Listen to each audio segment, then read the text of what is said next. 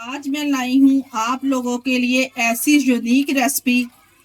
जी हाँ, ये वही रेसिपी है जिसे आप महंगे दामों रेस्टोरेंट से खरीद कर खाते हैं। ये रेसिपी जितनी बनाने में आसान है, खाने में ये उतनी ही टेस्टी है। बिस्मिल्लाहिर्रहमानिर्रहीम। अस्सलाम वालेकुम। कैसे हैं मेरे प्यारे प्यारे व्यूअर्स?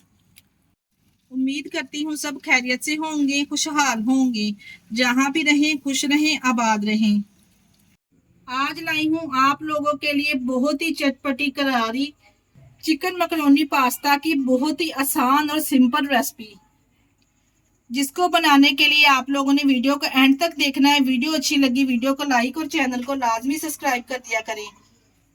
चले जी, फिर देर किस बात की, इस चटपटी करारी मकरोनी की रेसिपी को बनाना स्टार्ट करते हैं। चलते हैं रेसिपी की तरफ। Easy super tasty restaurant style macaroni बनाने के लिए यहाँ पे एक खुले बर्तन में मैंने पानी ले लिया है। 2 लीटर के बराबर यहाँ पे पानी होगा। पानी जैसे ही हल्का सा गर्म होगा तो इसमें 2 से 3 टेबलस्पून कुकिंग ऑयल शामिल कर देंगे। मैकरोनी जब हम बॉईल करते हैं ना, तो इसमें ऑयल शामिल करना बहुत ही जरूरी है, क्योंकि मैकरोनी में बहुत सारा स्टार्च होता है, तो इसलिए मैकरोनी आपस में नहीं चिपकती। और इसके साथ ही 1 टेबलस्पून नमक ऐड कर देंगे। अच्छे तरीके से यहाँ पे दोनों चीजों को मिक्स करेंगे। जैसे पानी में एक बॉयल आएगा, हम इसमें मकरोनी ऐड कर देंगे। यहाँ पे देखिए जी, पानी में बॉयल आ चुका है। यहाँ पे मैंने एल्बो शेप की मकरोनी ली है। आप चाहें तो स्प्रिंगलर वाली भी ले सकते हैं।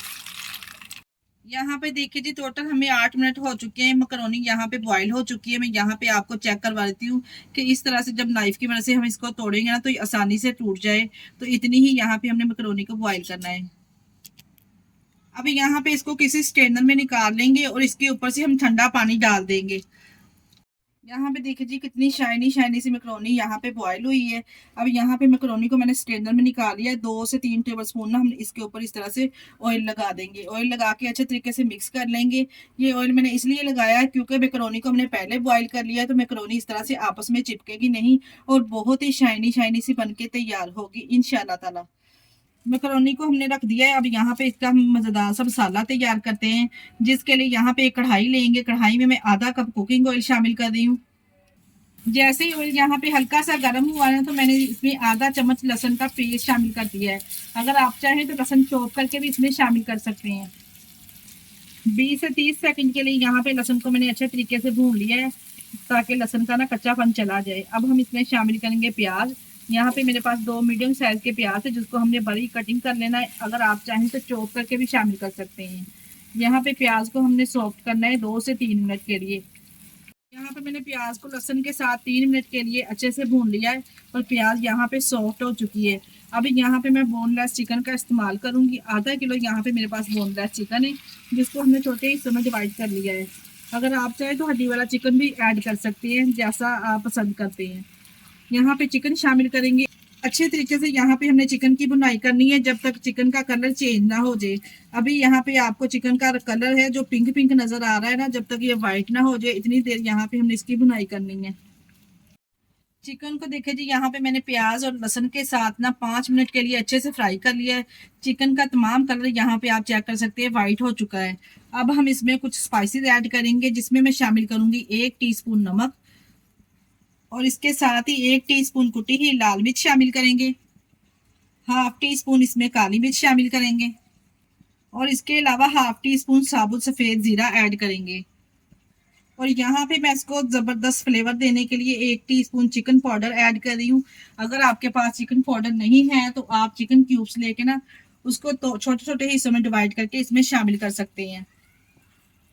1 टीस्पून इसमें जीरा पाउडर भी ऐड करेंगे। स्पाइसेस के साथ ही यहाँ पे हम सॉस शामिल कर देंगे। 2 टेबलस्पून इसमें मैंने चिली सॉस शामिल कर दी है, और 2 टेबलस्पून ही हम इसमें सोया सॉस शामिल करेंगे। और इसके अलावा 1 टेबलस्पून मैंने इसमें लेमन जूस ऐड किया है। अगर आपके पास लेमन जूस नहीं है तो आप इसमें सफेद सिरका भी ऐड कर सकते हैं। बस जी, तमाम मसाले मैंने यहाँ पे इसमें शामिल कर दिए। अच्छे तरीके से मसालों को भी भून लेंगे, और जो हमने इसमें सॉस शामिल की ना, उस सॉस का फ्लेवर चिकन में अच्छे तरीके से ना आ जाए, इतनी देर यहाँ पे हम इसकी भुनाई करेंगे। जैसे तमाम मसाले अच्छे तरीके से इसमें भुन जाएंगे, तो यहाँ पे मैंने 2 बड़ी साइज के टमाटर लिए थे, और इसमें मैंने शामिल की हैं 2 से 3 रेड वाली फ्रेश मिर्चें, जिसका मैंने फाइनली पेस्ट बना लिया है थोड़ा सा पानी ऐड करके। अच्छे तरीके से इस पेस्ट को डालने के बाद मिक्स करेंगे।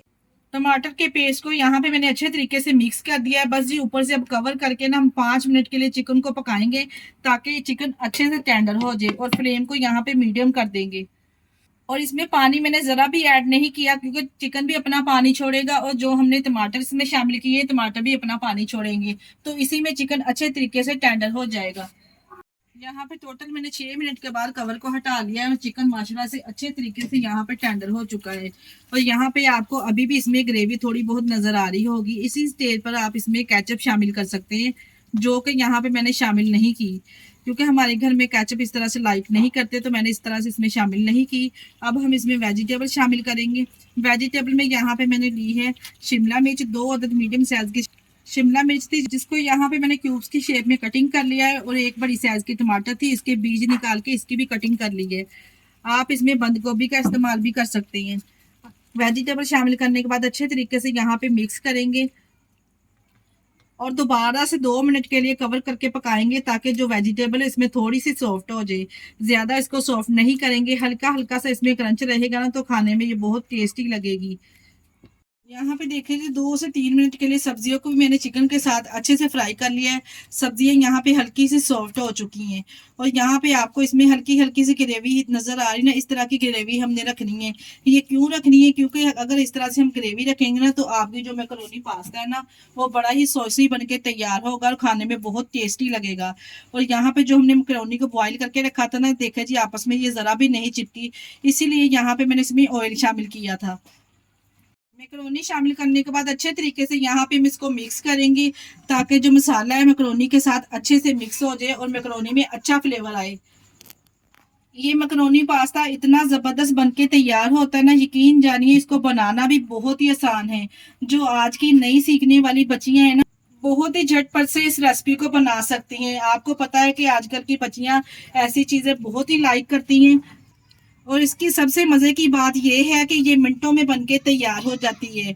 इसको तैयार करने में मैक्सिमम आपको सिर्फ आधा घंटा लगेगा और ये चटपटी सी आपकी मैक्रोनी पास्ता बनके तैयार हो जाएगा। ये लीजिए जी, यहाँ पे मैंने तमाम मैक्रोनी को अच्छे तरीके से मैंने इसको मिक्स कर लिया है। माशाल्लाह से ये बहुत ही जबरदस्त शाइनी शाइनी से बनके तैयार हुई है। यहाँ पे मैं आपको डिश आउट करके दिखाती हूँ कि माशाल्लाह से यहाँ पे आप इसका कलर कॉम्बिनेशन चेक करें और इसका टेक्सचर चेक करके बता सकती हैं कि ये कितनी टेस्टी बनी है।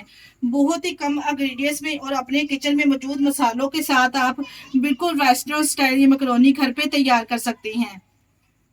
अगर रेसिपी ट्राई करें तो मुझे अपना फीडबैक लाजमी दिया करें, और आप हमारी वीडियो किस सिटी से वॉच कर रहे हैं हमें कमेंट बॉक्स में लाजमी बताया करें।